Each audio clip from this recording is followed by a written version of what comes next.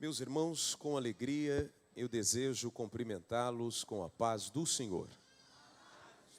Quero convidá-los, abra sua Bíblia, livro de Jó, capítulo de número 9, versículo 1 a seguir. A epígrafe de Jó confessa a justiça de Deus e pede alívio para a sua miséria. Está escrito assim: Então Jó respondeu e disse: Na verdade sei que assim é, porque como se justificaria o homem para com Deus? Se quiser contender com ele, nenhuma de 1000 coisas lhe poderá responder. Porque ele é sábio de coração, ele é poderoso em forças. Quem se endureceu contra ele e teve paz? Ele é o que transporta as montanhas sem que o sintam. É ele quem no seu furor as transtorna. É ele que fala, que remove a terra do seu lugar e as suas colunas estremecem. É ele que fala com o sol e o sol não sai. É ele que sela as estrelas. É ele que sozinho estende os céus e anda sobre os altos do mar. É ele que faz a Ursa e o Orion, o sete estrelo e as recâmaras do sul. É ele que faz coisas grandes que se não podem esquadrilhar, e maravilhas tais que se não podem contar. Versículo 24.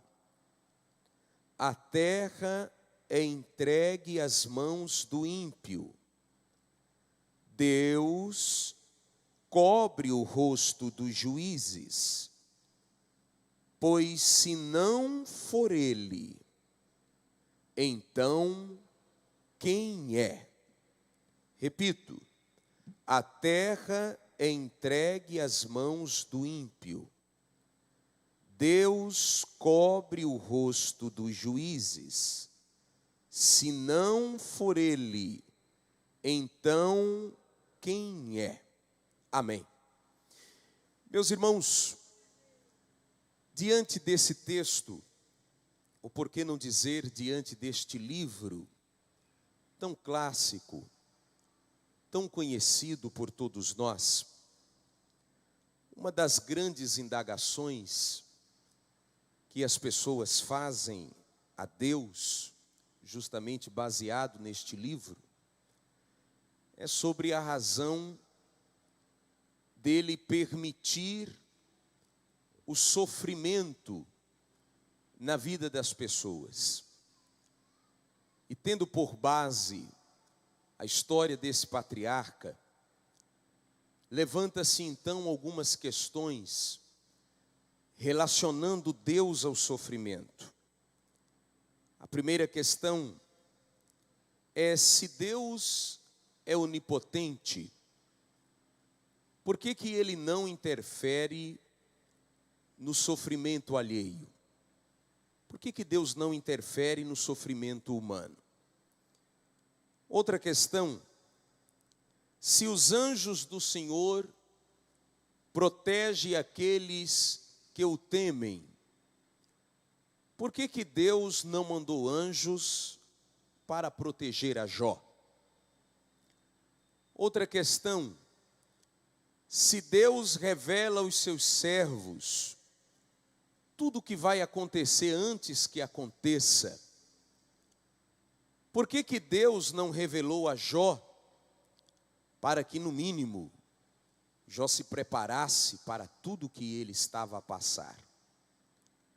Outra questão: diante disso, vale a pena ser justo já que até o justo sofre? Essas perguntas com certeza sobrevieram a Jó por intermédio das acusações e teses que os seus pseudos amigos Elifaz, Bildade e Zofar levantaram contra Jó diante da calamidade que Jó enfrentou. Eu não quero aqui ter que reprisar tudo aquilo que a Bíblia já nos fala a respeito desses sofrimentos, mas vale aqui a pena relembrar que depois de Jesus, acredito, nenhum homem sofreu numa intensidade tão grande como foi o sofrimento deste homem. Possa ser que algumas pessoas aqui, em algum momento da vida, podem assumir que sofreu alguma coisa. E eu não quero aqui desmerecer o seu sofrimento. Mas acredito que nenhum de nós poderá dizer que sofreu como Jó, ou as mesmas aflições que Jó na sua totalidade. Vale relembrar que tudo recaiu sobre Jó repentinamente. A perca dos seus bens, a perda dos seus filhos, como também a sua saúde, e isso em rápido tempo e de forma simultânea. Jó vem sofrendo ataques do inimigo de forma sequente, e a gente observa isso até mesmo nos mensageiros que vieram trazer a notícia a respeito das calamidades. Um veio falar que as ovelhas foram queimadas, outro em seguida veio falar que os servos foram mortos, outro em seguida veio dizer que os bois, os gados foram roubados, outro vem dizer que os seus filhos morreram soterrados porque a casa desabou sobre eles. Então veja que o sofrimento de Jó foi intenso e não houve intervalo de tempo para a recuperação de uma notícia após outra. E é diante desse sofrimento que os seus amigos chegam à questão de que um homem na envergadura como ele só poderia sofrer tudo aquilo como ele sofreu se não fosse por causa de um pecado. Foi então que eles tentaram, segundo suas filosofias, suas teologias, tentar fazer Jó assumir e confessar um pecado que Jó estava ciente que não cometeu. Nem mesmo Jó tinha como responder os seus amigos, até porque os sofrimentos que lhe sobreveio foram repetidos, e o próprio Deus não teve o cuidado de lhe avisar e nem de lhe explicar o porquê que ele estava passando por tudo aquilo. Porque, irmãos, nem tudo que Deus faz agora, Ele explica também. Tem coisas que Deus vai fazer agora e só virá explicação depois. Há uma frase que diz que Deus complica, depois descomplica, depois explica o porquê complicou. Diante de toda esta complicação, Jó com certeza sofrendo a pressão dos seus amigos, sofrendo a dor da calamidade que lhe sobreveio, ele entendeu que não tinha outra saída senão prestar a Deus a adoração aos seus atributos, porque nem mesmo Jó, em seu raciocínio, havia resposta para tudo aquilo que ele estava sofrendo. Ele entendeu que o que Deus lhe permitiu passar, Deus explicaria depois, mas ele estava disposto a adorar naquele momento. Deixa eu te perguntar uma coisa. Você entende que o que Deus está fazendo agora, Ele só vai explicar depois? Quantos entendem assim? Mas mesmo Deus explicando só depois, você tem capacidade de adorar agora? Você tem condições de adorar agora? Mesmo Deus te explicando só depois? Você pode repetir após mim, dizendo assim, ó, Deus só vai explicar depois. Mais forte, diga, Deus só vai explicar depois. Diga, mas eu resolvi adorar agora. Você pode adorar a esse Deus agora. Diante de tudo que lhe sobreveio, o capítulo 9 é a resposta de Jó, diante do primeiro impacto do seu sofrimento. Ele entendeu que não dava para questionar a Deus, e muito menos responder às questões dos seus amigos. Já que lhe faltava argumento, ele decidiu, eu não vou me preocupar em tentar me justificar, porque o que está acontecendo comigo é só Deus que pode explicar. Mas enquanto não me vem a solução, enquanto não me vem a resolução desses acontecimentos, eu decidi adorar a Deus e aos seus atributos. E no capítulo 9, versículo 1, ele diz assim, ó, porque na verdade eu sei que assim é. Porque como se justificaria o homem para com Deus? Jó está dizendo, por mais que eu tente me explicar, por mais que eu vou até Deus com 1000 argumentos, nem mesmo os 1000 poderá me justificar diante dele. Porque quem me justifica é Deus. Quem me justifica é o Senhor. Então, enquanto Deus não faz isso, eu vou adorar os seus atributos. E percebam no texto, primeiro, ele adora a onipotência de Deus. Olha o que ele diz. Porque ele é poderoso em força. Quem se endureceu contra ele e teve paz?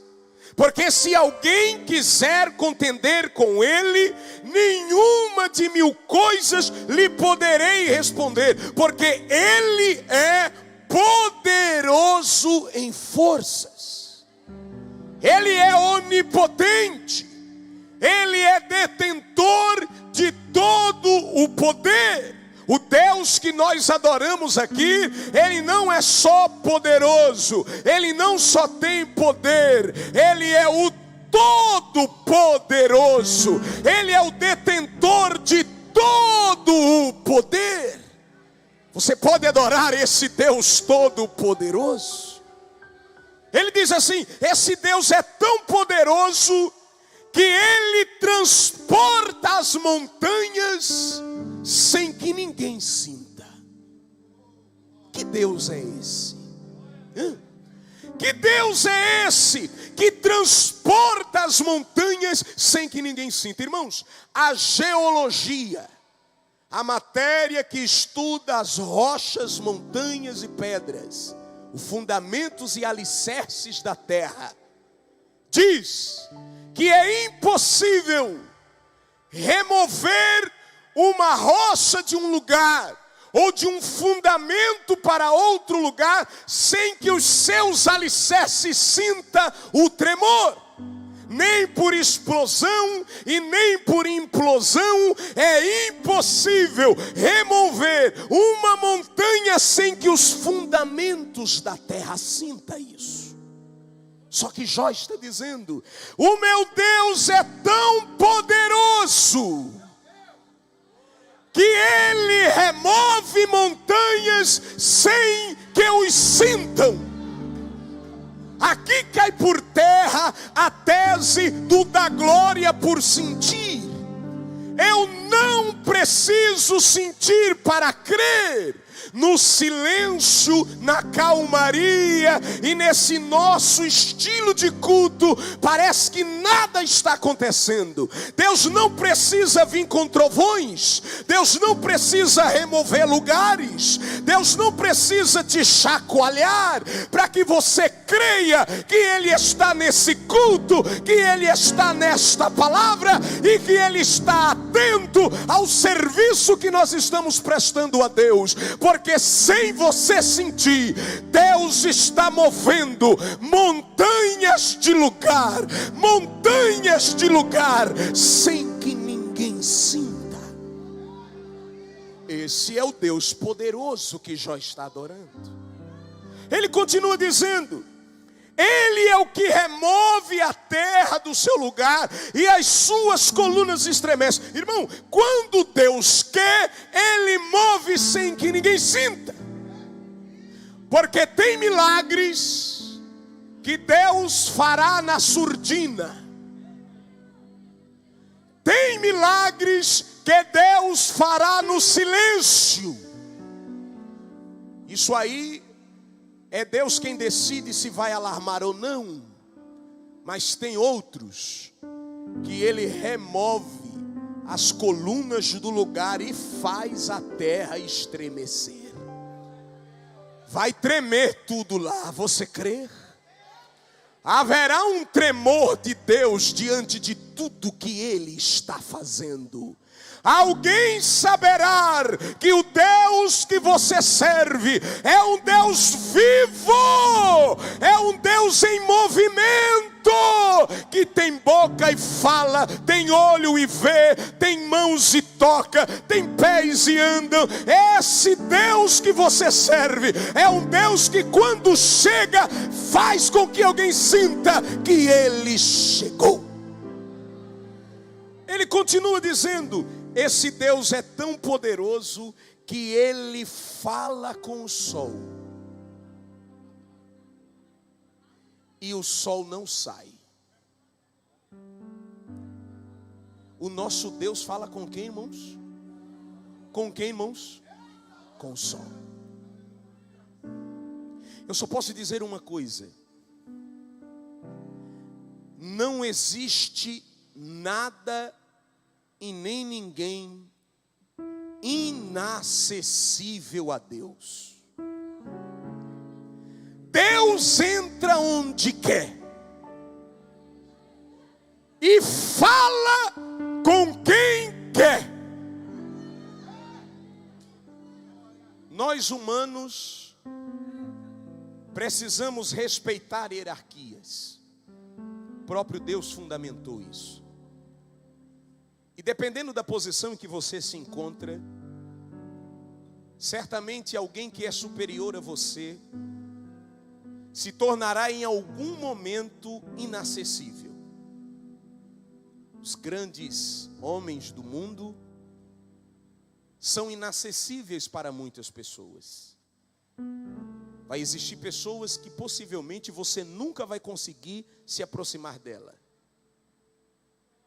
Vai existir pessoas que talvez você nunca vai ficar 1 metro de distância dela. Porque devido à posição que ela se encontra, ela se tornou uma pessoa para algumas classes inacessíveis. Tem pessoas que você não vai conseguir falar. E dependendo do que você necessita, você ficará refém de alguém se introduzir em seu favor para tentar falar por você. Só que o nosso Deus não. O nosso Deus nunca ficou em sala de espera. O nosso Deus nunca passou por recepção. O nosso Deus nunca precisou marcar hora. E nunca ninguém reagendou hora com Deus. Não existe câmara secreta para Ele. Ele fala com o sol. Aleluia. E se Ele fala com o sol, com quem? Ao teu favor Deus não pode falar. Diga para mim, no quarto de quem Deus não pode entrar e visitar para falar ao teu respeito? Existem homens que acordados nunca se permitiu ser tocado por Deus. Mas como Deus é um Deus inacessível, que para Ele não existe ninguém inacessível, Ele visita essa pessoa no sono. Ele põe para dormir fala no sono e diz: eu sou o Senhor. Abençoe o meu servo, libera para o meu servo, assina para o meu servo. Olhe para mim, se a tua vitória depende da assinatura de alguém, e esse alguém é inacessível para você, diz o Senhor: eu que falo com o sol, vou lá falar com ele. Vou lá falar com ele e te favorecer, porque eu sou o Senhor. Ele diz, ele é um Deus que faz coisas grandes que se não podem esquadrilhar, e maravilhas tais que se não podem contar. Jó decidiu adorar os atributos de Deus. E a mais abaixo, ele diz assim: a terra é entregue às mãos do ímpio, Deus cobre o rosto dos juízes. Se não for ele para fazer todas essas coisas que ele descreve acima, quem é? Essa pergunta, ela não pode ser calada. Se não for ele, quem é?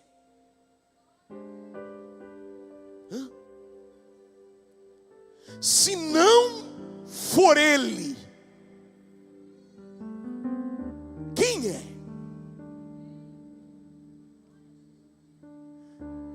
Aprenda uma coisa: por mais vaso que você seja, por mais ungido que você seja, por mais que Deus te use, você sempre será um canal. A fonte é só uma: Ele. Ele é a fonte. Sai dele e passa por nós. Amém? Você nunca será a fonte. Você sempre será um canal. Há um corinho de fogo que eu gosto muito que diz assim: se Deus puxar a tomada, você não canta, não prega e não faz nada. Nada. Porque quem é a fonte, irmãos? Deus. Porque se não for ele, quem é? A gente tem na Bíblia diversas lições e exemplos de homens que foram tremendamente usados por Deus. E olha, há de nascer pessoas a se comparar com muitos personagens bíblicos. Existem personagens bíblicos que não nascerá outro igual, na mesma envergadura, na mesma potência, no mesmo poder, na mesma intimidade. Porém, por mais que sejam pessoas usadas, são homens, são canais. E por mais que os milagres realizados por intermédio deles sejam extraordinários e milagres que marcaram a história, Deus sempre está por trás de todos esses milagres. A mão de Deus sempre está presente em todos esses milagres. Porque se não for ele, quem é? Eu posso assumir que foi Noé que construiu a arca para o dilúvio,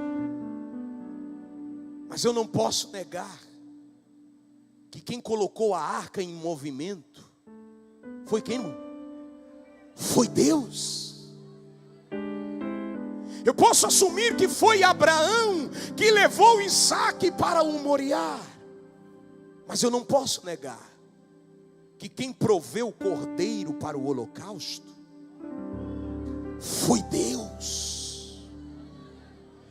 Eu posso assumir que foi Jacó que lutou com o anjo a noite toda. Mas eu não posso negar que quem mudou o nome de Jacó para Israel foi quem, irmãos? Foi Deus. Eu posso assumir que foi José que interpretou os sonhos de Faraó, mas eu não posso negar que quem fez Faraó sonhar foi quem, irmão? Foi Deus. Eu posso assumir que foi Gideão que venceu a batalha com os 300, mas eu não posso negar que quem escolheu os 300 entre os 32.000 foi quem, irmãos? Foi Deus. Eu posso assumir que foi Sansão que matou 1000 filisteus com a queixada de jumenta, mas eu não posso negar que quem deu força para Sansão foi quem, irmãos? Foi Deus. Eu posso assumir que foi Salomão que construiu o primeiro grande e luxuoso templo em Jerusalém, mas eu não posso negar que quem deu sabedoria para Salomão foi quem, irmãos? Foi Deus. Eu posso assumir que foi Davi que com uma pedra lançou, aleluia, que com uma funda lançou a pedra sobre Golias, mas eu não posso negar que quem fez Golias cair para frente e não para trás foi quem, irmãos? Foi Deus. Eu posso assumir que foi Moisés que com seu cajado tocou no mar, mas eu não posso negar que com o sopro das suas narinas abriu o mar em 2 partes e o povo atravessou com os pés enxutos, e do outro lado Miriam cantou dizendo: só o Senhor é Deus e só Deus é o Senhor. Foi quem, igreja? Foi Deus. Foi Deus. Foi Deus. E se você tem dúvida disso, eu te pergunto: se não for Ele, então quem é? Se pudéssemos resumir 2020, resumiríamos nesta pergunta: se não for Ele para me ajudar, quem é? Você tem noção do quanto Deus te ajudou? Você tem noção do quanto Deus te ajudou? Não foi você, não foi sua influência, mas foi a minha imunidade. Não foi a sua imunidade, foi a mão poderosa de Deus que susteve você, fez você passar por todo este processo e te trouxe aqui hoje vivo, com saúde, de pé e em paz, para dizer: se não for Ele, se não for Ele para te sustentar, quem é? O governo? Os homens? Seu trabalho? Quem te susteve durante todo este ano? Deus. O Senhor com a sua mão forte e protetora. Ele quem te susteve, Ele quem te sustentou por diversas vezes. Alguém disse: agora vai, agora cai, agora desanima, agora não aguenta, agora o teto vai cair. Mas a mão que susteve o teu teto é a mão toda poderosa do seu Deus. Porque se não for Ele, quem é? Se não for Ele para te assumir, quem é? Quem é que disse para você: não temas, tu és meu? Aleluia. Tu és meu, chamei-te pelo teu nome, tu és meu. Olha aqui, tu és dele. Ninguém te toca, ninguém te fere, ninguém te desampara, ninguém te desanima, ninguém te mata. Tu és dele. se não for Ele para te suportar, quem é? Você teve noção do quanto Deus tem nos suportado? Tem dia que às vezes quem está ao nosso lado não suporta. Tem dias que você está insuportável. Mas a paciência, a longanimidade de Deus, a bondade de Deus, irmãos, o nosso Deus é bom. Talvez alguém ao seu lado durante todo este ano te deixaria no meio do caminho por não suportar suas queixas, por não suportar sua ansiedade, por não suportar suas reclamações. O Senhor ouviu seus questionamentos, o Senhor ouviu suas queixas, o Senhor ouviu por diversas vezes suas reclamações, murmurações, mas mesmo assim Ele não retirou de sobre nós a sua bondade, a sua longanimidade, a sua paciência. E Ele está aqui para dizer: eu sou bom. Se não for Ele para nos defender, quem é? Quantas brigas Deus entrou para te dar a vitória? Quantas reuniões Deus te defendeu na sua ausência? Quantas situações, quantas armadilhas, quantas artimanhas Deus jogou no chão, a arapuca de Satanás, para defender você, sua moral, sua família, seu mérito, responder você e defender você. Enfim, irmãos, se nós pudéssemos questionar alguma coisa, o único questionamento não seria para Deus, mas para aqueles que não conseguiram enxergar Deus neste momento, e perguntar: se não for Ele, quem é? Amém? Amém? Vamos responder 1, 2, 3. Se não for Ele, quem é? Eu vou perguntar e você responde, amém? Ninguém, amém? Amém? Se não for Ele, quem é? Se não for Ele, quem é? Aplauda o Senhor Jesus. Só Ele, somente Ele.